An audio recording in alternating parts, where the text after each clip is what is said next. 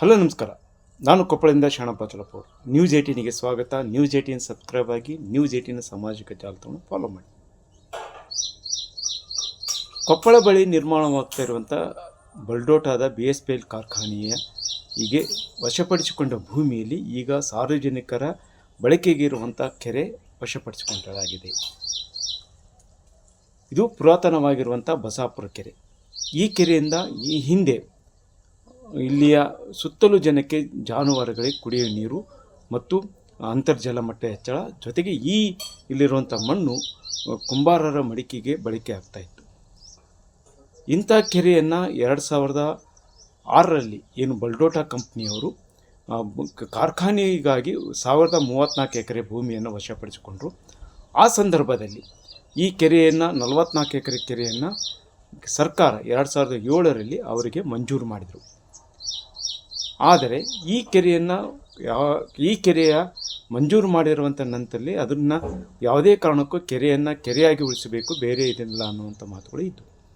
ಈ ನಿಟ್ಟಿನಲ್ಲಿ ಈಗ ಆ ಕೆರೆಯನ್ನು ಬಲ್ಡೋಟದವರು ತಮ್ಮ ವಶಪಡಿಸಿಕೊಂಡಿದ್ದು, ಅದರ ಕುರಿತು ಈಗಾಗಲೇ ನ್ಯಾಯಾಲಯದಲ್ಲಿ ಹೋರಾಟ ನಡೆದು 2009ರಲ್ಲಿ ಆ ಕುರಿತು ಒಂದು ನ್ಯಾಯಾಲಯದಲ್ಲಿ ವಿಚಾರಣೆಯಾಗಿ 2022ರಲ್ಲಿ ಈ ಕೆರೆಯನ್ನು ಹೈಕೋರ್ಟು, ಧಾರವಾಡ ಬೆಂಚಿನ ಹೈಕೋರ್ಟು ಈ ಕೆರೆಯನ್ನು ಸಾರ್ವಜನಿಕ ಉಪಯೋಗ ಬಿಡಬೇಕು ಅನ್ನುವಂಥ ವಾದವನ್ನು ಒಂದು ತೀರ್ಪನ್ನು ನೀಡಿತು.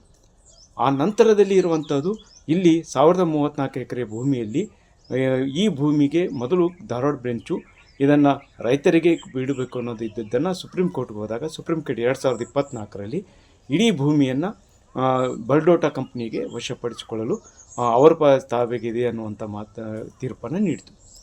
ಈಗ ಅದರ ನಂತರದಲ್ಲಿ ಆಗಿರುವಂಥ ಬೆಳವಣಿಗೆ ಅಂತೇಳಿದ್ರೆ ಈಗ ಆ ಕೆರೆಯನ್ನು ಸೇರಿಕೊಂಡು ಅಲ್ಲಿ ಕಂಪೌಂಡವನ್ನು ಬಲ್ಡೋಟಾ ಕಂಪ್ನಿ ಇಡ್ತಾರೆ. ಈ ನಿಟ್ಟಿನಲ್ಲಿ ಈಗ ರೈತರ ಹೋರಾಟ ಆರಂಭವಾಗಿದೆ.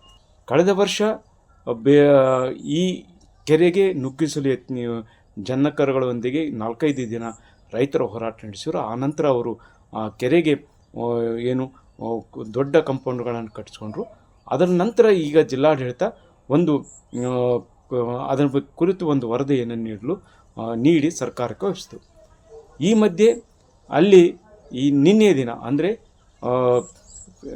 ಮೇ 5ರಂದು ರಾಜ್ಯ ರೈತ ಸಂಘದ ನೇತೃತ್ವದಲ್ಲಿ ಒಂದು ಬೃಹತ್ ಹೋರಾಟ ನಡೆಯಿತು. ದನಕರುಗಳನ್ನು ಮತ್ತು ಕುರಿಗಳನ್ನು ನುಗ್ಗಿಸುವ ಯತ್ನ ಮಾಡಿದರು.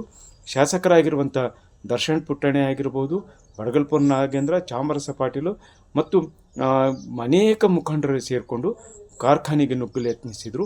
ಅಂಥ ಸಂದರ್ಭದಲ್ಲಿ ಕಾರ್ಖಾನೆಗೆ ಒಳ ಬಿಡದೆ ಪೊಲೀಸರು ತಡೆದಿತ್ತು. ಅವರೇ ಕೊಟ್ಟ ಮೇಲೆ ಇನ್ನೇನು ಇಲ್ಲಿ ಈಗ ಸರ್ಕಾರ ಗ್ರಾಂಟ್ ಮಾಡಿದೆ, ಮೌಖಿಕವಾಗಿ ಅವ್ರು ಹೇಳಿದೆ, ಅವರೇ ಸರ್ಕಾರ ಅಲ್ಲಿ ಹೇಳಿದ್ನ ಕಾರ್ಯರೂಪಕ್ಕೆ ತಂದು ನಮಗೆ ಕೆರೆ ಬಿಡಿಸ್ಕೊಟ್ರೆ ನಮ್ಮ ಪಾಡ್ ನಾವು ಹೋಗ್ತೀವಿ. ಈ ವಿಚಾರನ ನೀವು ಈಗ CM ತಲ್ಲಿ ಚರ್ಚೆ ಮಾಡ್ತೀರೇನು ಸರ್? ಡೆಫಿನೆಟ್ಲಿ ಆಗಿ ಮಾಡ್ತೀವಿ. ಅದನ್ನೇ ನಾವು ಚರ್ಚೆ ಮಾಡ್ತೀವಿ. ನಾಳೆನೇ ಹೋಗಿ, ಇವತ್ತು ರಾತ್ರಿ ಹೋಗಿ, ನಾಳೆ ಬೆಳಗ್ಗೆ ಮೀಟಿಂಗ್ ಇದೆ ಅಂತ ಹೇಳಿದ್ದಾರೆ. ನಾವು ರಾಜ್ಯಾಧ್ಯಕ್ಷರು ಹೋಗಿ ಅವ್ರ ಹತ್ರ ಹೇಳ್ತೀವಿ, ಇದು ಏನಿದೆ ಸಮಸ್ಯೆ ಇದೆ.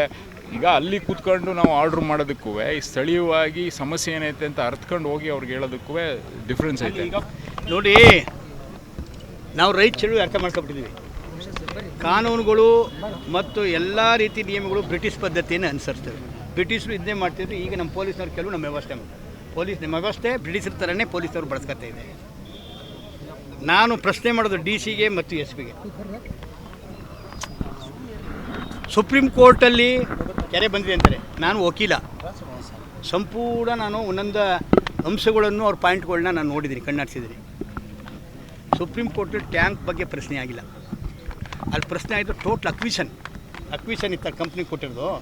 ಅಲ್ಲಿ ಸಿಂಗಲ್ ಜಡ್ಜಲ್ಲಿ ವಜಾ ಆಗಿತ್ತು. ಡಿವಿಷನ್ ಬ್ಯಾಂಕಲ್ಲಿ ಕ್ವ್ಯಾಶ್ ಮಾಡಿದರು. ಸುಪ್ರೀಂ ಕೋರ್ಟ್ಗೆ ಹೋದಾಗ ನಾನು ಮೊದಲೇ ಭಾಷಣದಲ್ಲಿ ಹೇಳಿದ್ದೀನಿ, ಈಗಾಗಲೇ 90% ಜನ ದುಡ್ಡು ತಗೊಂಬಿಟ್ಟಿದ್ದಾರೆ, ಅದರಿಂದ ಕ್ವ್ಯಾಶ್ ಮಾಡೋದು ಸರಿ ಇಲ್ಲ ಅಂತ. ಕೆರೆ ಬಗ್ಗೆ ಯಾರೂ ಚರ್ಚೆನೇ ಮಾಡಿಲ್ಲ. ಕೆರೆ ಬಗ್ಗೆ ಚರ್ಚೆ ಆಗಿರೋ ಸಂಪೂರ್ಣ ರಿಟ್ ಪಿಟಿಷನ್ ಇದೆ, ಅದನ್ನ ಡಿಸ್ಮಿಸ್ ಮಾಡಿದೆ. ಏನಂತ ಡಿಸ್ಮಿಸ್ ಮಾಡಿದೆ ಅಂದರೆ, ಟೈಮು ಆಗೋಗಿದೆ, ಆರ್ಗ್ಯುಮೆಂಟ್ ಟೈಮ್ ಕೊಡೋಕ್ಕಾಗಲ್ಲ, ಹೊಸ ಪೆಟಿಷನ್ ಹಾಕೊಳ್ಳಿ. ಹೊಸ ಪೆಟಿಷನ್ ಹಾಕೋರೋ ಒಳಗೆ ಇಲ್ಲ ಅಂತ ಹೇಳ್ತಾರೆ, ಕೆರೆ ಯೂಸೇಜನ್ನು ಮಾಡ್ಬೋದು ಅಂತ. ಈಗ ಸ್ಟ್ಯಾಂಡಿಂಗ್ ಆರ್ಡ್ರಿ ಅದು. ಸುಪ್ರೀಂ ಕೋರ್ಟಲ್ಲಿ ಅದ್ರ ಬಗ್ಗೆ ಟಚ್ ಆಗಿಲ್ಲ. ನಮ್ಮ DC ಅವರಾಗಲಿ SP ಅವರೆಲ್ಲ ಮಾತಾಡ್ತೀವಿ ಬಂದಾಗ. ನೆನ್ನೆ ನಾವು ಓದಿರಲಿಲ್ಲ, ಅದಕ್ಕೆ ಅವ್ರ ಜೊತೆ ಚರ್ಚೆ ಮಾಡೋಕ್ಕಾಗಲಿಲ್ಲ. ನಮಗೆ ಹೈಕೋರ್ಟ್ನ ಪ್ರಕಾರ ಹೊಸ ಪಿಟಿಷನ್ ಹಾಕೊಳ್ಳೋಕ್ಕೆ ಈಗೂ ಅವಕಾಶ ಇದೆ. ಅದ್ರವರೆಗೆ ಸಾರ್ವಜನಿಕ ಉಪಯೋಗ ಮಾಡೋಕ್ಕೆ ಸಂಪೂರ್ಣ ಅಧಿಕಾರವನ್ನು ಜನರು ಕೊಟ್ಟಿದೆ. ಯಾರು ನಿರ್ಬಂಧ ಮಾಡಬಾರ್ದು ಅಂತ ಹೇಳಿದೆ. ನಿರ್ಬಂಧ ಮಾಡಿರೋರು ಕಾರ್ಖಾನೆಯವರು, ಕಂಟೆಂಪ್ಟ್ ಮಾಡಿರೋ ಅವರಲ್ಲ, ನಾವಲ್ಲ. ನಾವು ಕಂಟೆಂಪ್ಟ್ ಮಾಡೋಕ್ಕೆ ಬಂದಿಲ್ಲ.